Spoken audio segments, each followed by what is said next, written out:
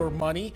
Everyone makes hundreds of financial decisions in their lifetime, and no one ever makes them all correctly. However, some decisions can lead to financial catastrophes with long-lasting consequences.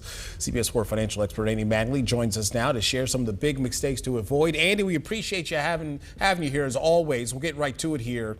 What are the general areas that people can make some serious financial mistakes in?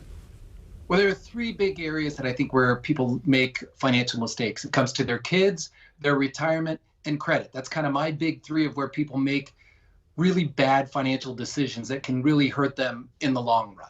All right, let's dive into that then a little bit here. Let's start with kids. What are the biggest mistakes that parents can make? Well, the biggest mistakes that parents make with their kids is giving them everything.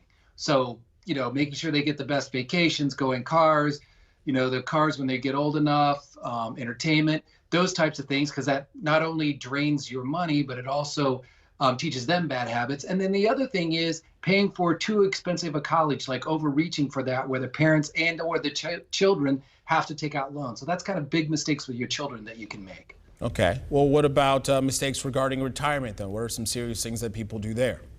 The biggest one is that when people start working, they think they have a lot of time to start building their retirement fund. And waiting even just 10 years can mean you might have to do twice as much per month. And if you wait even longer than that, then you might have to work longer. And the other thing that you do with your retirement is that you prioritize other things like bigger houses, bigger cars, and your kids' education over your retirement. And you really shouldn't make those kind of decisions.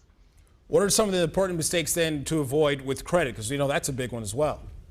Yeah, and I think the first one is that people don't understand right away the importance of really building your credit score. So do the things to get a really good credit score so that way that you'll be charged less interest rates, which means that you have more money in your pocket. And then sometimes people overextend. They buy too much of a house, or they do too many of these buy now, pay later things and get overextended. And then you don't have the cash flow to do the other things that you need to do in your life. So building that credit first is important, and then not getting too much. So then what do you do then if I'm somebody who wants to avoid making these decisions that I'm going to regret later?